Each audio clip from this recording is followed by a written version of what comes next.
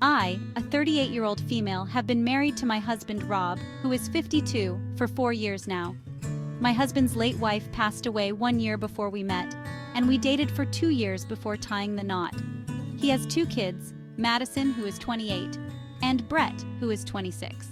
Now, I don't refer to them as my stepkids because they made it clear that I am not their stepmom, just their dad's wife. Since I didn't play a part in raising them, I'm okay with that arrangement. To give you a bit more background, my husband's late wife died 1 year before we met, and after that, we dated for 2 years before we got married. He has 2 children, Madison, 28, and Brett, 26. It's important to note that I don't call them my stepkids because they explicitly told me that I am not their stepmom, just their dad's wife. I didn't play a part in raising them, so I am okay with that. It's always been tense between us. I've tried my best to be kind to them and have been generous when I can, but they are very cold with me. Being a child of divorce myself, I can partially relate to a parent moving on, so I try not to force anything. Madison recently got engaged, and we are excited about it. Everyone was over recently, and she asked about a wedding budget from us, and Rob told her he was able to contribute $10,000.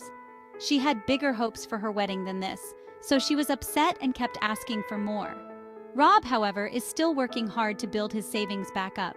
Before his late wife died, he basically wiped out his cash savings, had to cash out his 401k, and even took a small mortgage on his house to cover medical costs, as well as life expenses, since he had to cut back on working. Eventually, he had to drop that job for a more flexible but lower-paying one, so this $10,000 is actually really generous of him. Madison then asked me if I was going to give anything in addition to what her dad was giving. I told her we were a marital unit and that what we discussed together was a reasonable amount to contribute. She then said, "I should have known.